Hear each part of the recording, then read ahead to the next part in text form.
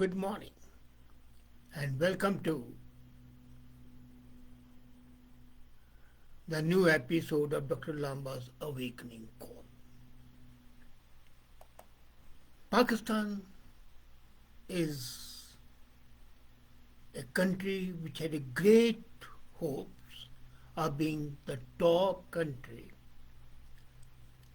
As a matter of fact, it had great resources, water, of course, after it signed the Indus Water Treaty with India, wheat growing, textiles, fruits, and proximity to Afghanistan, the home of the dry fruits. But the tragedy was that the country failed from the very right beginning. I started failing as a matter of fact. The first Prime Minister, Liaquat Ali Khan, was murdered in cold blood. And he was the finest Prime Minister Pakistan could have ever had. And had he lived, he would have given a new direction to Pakistan. I remember Zulfikar Ali Bhutto saying in 1965, just before the war with India, and what he said was dramatic, and nobody could believe it. But his three prophecies absolutely came true. He said, if India builds the bomb which India built, we will eat grass and leaves and even go hungry.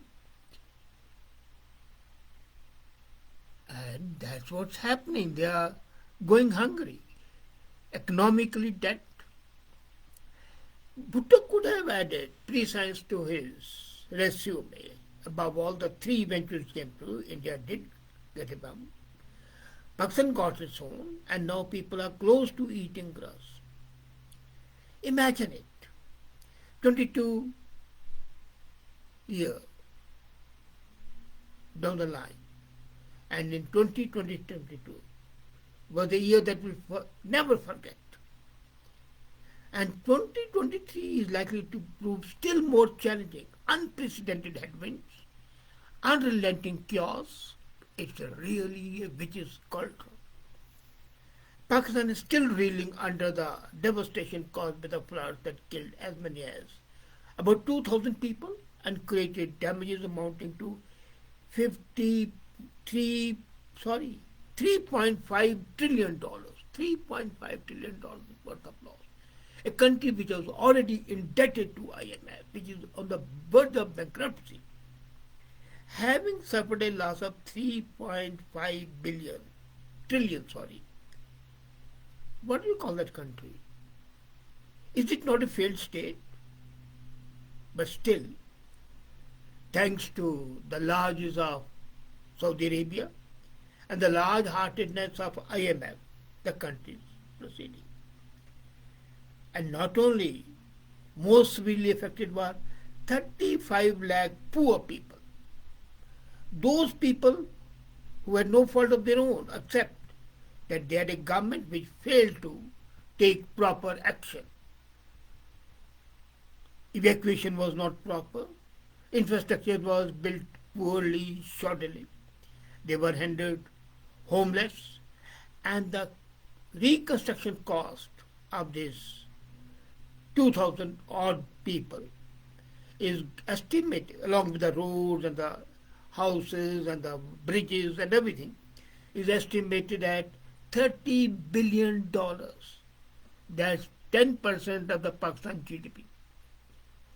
The disaster exposed serious deficiencies in response mechanism, delivered a rude reality check on the looming degrees of climate change.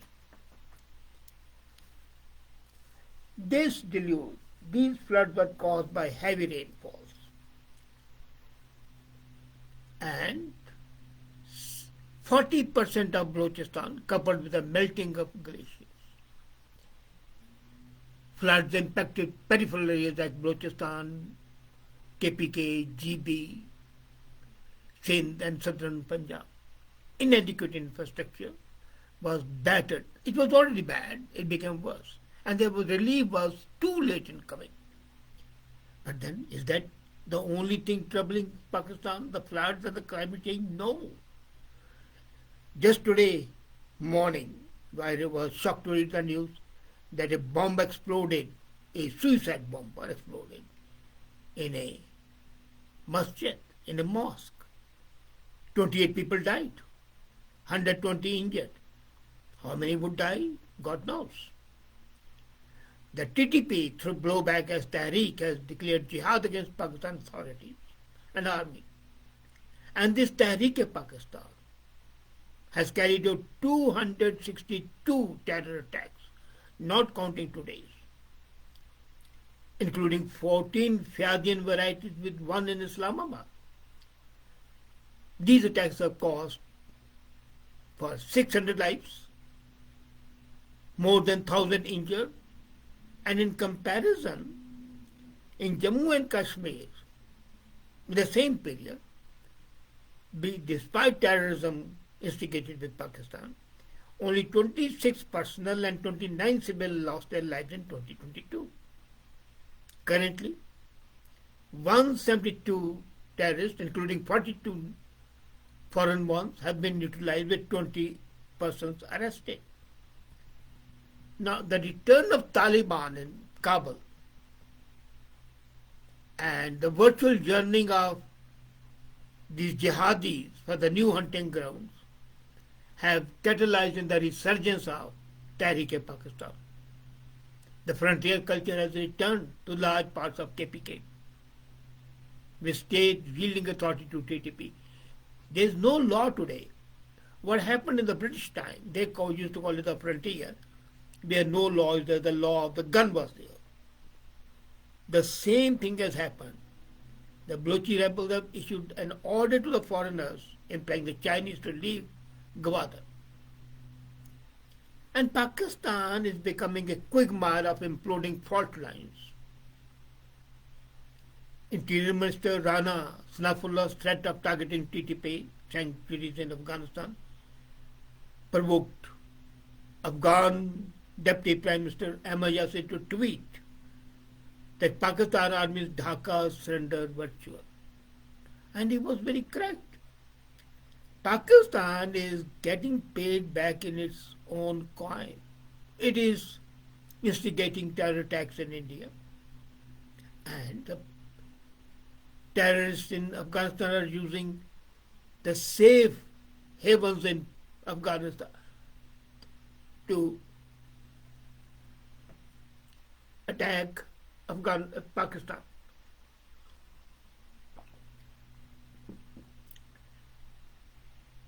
And if you remember, the Pakistan armies, accompanied by the dreaded graveyard of empires, warning Pakistan's notion of strategic death through subservient Afghanistan under Taliban now lies in tatters. What Pakistan was hoping was that if Taliban controls Afghanistan, then Taliban would be indebted to Pakistan for the help that they gave them. And it will become a vassal state, a sort of a undeclared colony. That dream has been shattered. In this uneasy triad of Pakistan, Taliban and Tehreek-e-Pakistan, there is a danger of consolidation of Pashtuns on both sides of the border of Afghanistan-Pakistan. And the line itself, cutting across tribal agencies, has never been accepted by the Pashtun tribes. So the very existence of the parts of Pakistan is in danger. The power within contemporary Pakistan is controlled by 8 actors, and they're divided into coercive and surveillance power. First is the military establishment. Second is the executive and the legislative, politicians and the bureaucrats. Third is the constitutional and legal power, judiciary. Then there is narrative power of media. Then political mobilization power, which is the middle class, especially the youth and the women. economic power, the moneyed elite, fatwa power, old and new religious leaders, and the last power of the terrorists.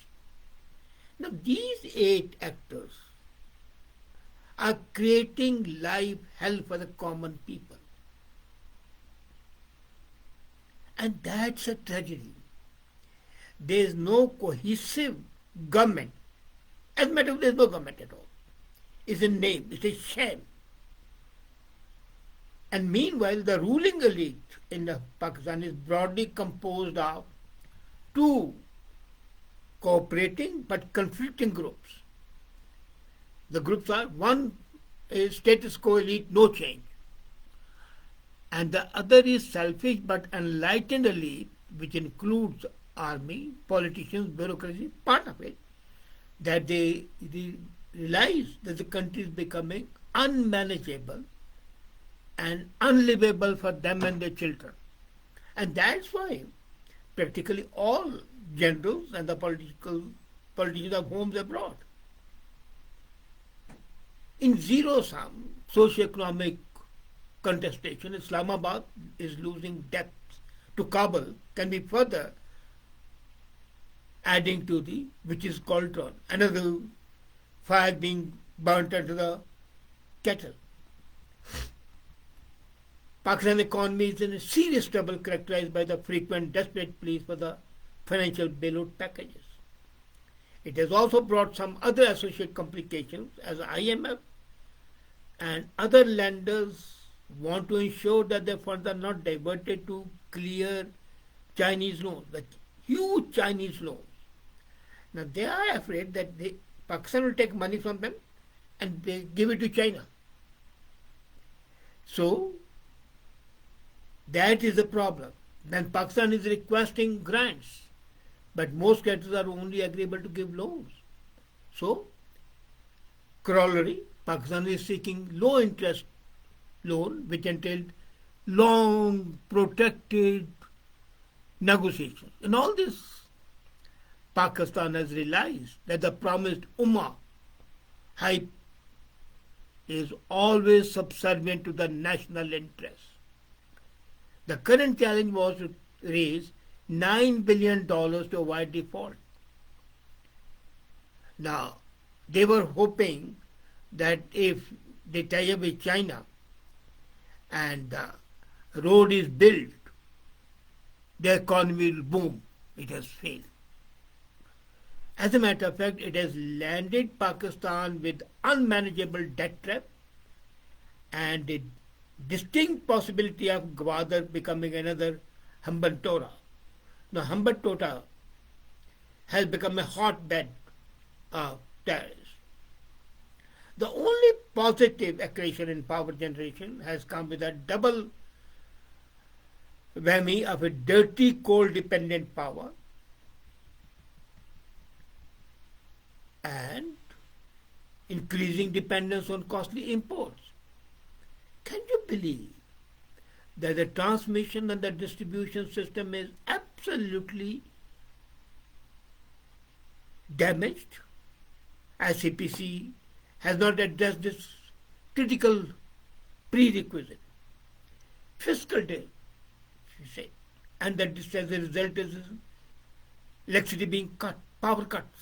They're common. The burning heat of 70 plus degrees. In Jalalabad, the power cuts were about 20 hours a day. And it's not clear that the promised game changers, the Chinese road is designed for Chinese getting a walkover to Gwadar. It was not to promote the economy of Pakistan. It was to ensure that the Chinese have a direct link to Gwadar port. Galloping inflation. The rupee is falling down, the abyss. It's almost a little less than 300 rupees to $1. And crop failure is another problem. Food is not there. So there are basic issues, and now there are rights for the basic commodities like flour. People don't have the wheat to eat. the main employment generating crop cotton has again failed, and Pakistan is scouting for import options. India seems a natural choice, but last time you remember, Imran Khan scuttled his own proposal for import of sugar and cotton. And the worst crisis, collapse of all institutions of governance, constant slug festivals. Imran Khan has proved to be unquestioned man of the match with his futile long march and open incitement of junior officials. I was impressed by the revelations by Javed Chaudhry, who was very close to General Bajwa. He claimed that in 2021, Pakistan and India were on a way to having peace treaty. As per him, both were agreeable to put the Kashmir issue on the back burner for 20 years. And these assertions fit with what General Bajwa's statement about the geo-economic pivot during the Islamabad security dialogue, if you remember. So things are going on, but the politicians spoiled it. This was immediately after the ceasefire agreement on LOC on February 25, 2021. But then Imran Khan chickened out and he was misguided by Shah Muhammad Qureshi. Can there be another foray to repair the relations? The Prime Minister gave and told India, look here, we were badly defeated in 3 wars, we can't have war with you. And then he comes up, but before that, Kashmir issue must be solved. They are beating a dead horse. The popularity of Imran Khan impressed Bilawal, and he decided to follow the India baiting path. And he started abusing the Prime Minister. And the election schedule in Pakistan in October this year and in India next year preclude any progress of intergovernmental relations. There will be no peace, at least till these elections are over. Politicians in both countries are likely to leverage rhetoric to garner support. But then Pakistan is a failing and even failed state. But then it remains geostrategically relevant. And that's why it's gaining some support. Pakistan has to remain useful to USA despite Iron Brother tangos with China and with Taliban. So Pakistan is running a 3-legged race. One leg tied to China, the other leg tied to USA. And this coupled with the Punjab resilience and dexterity will help them flounder. They will not drown, but they'll not survive. They will remain a thorn in the global geopolitics. And really, if there is a real life which is Cauldron, it is the land of the pure. That is Pakistan, the failed state as it is. Thank you.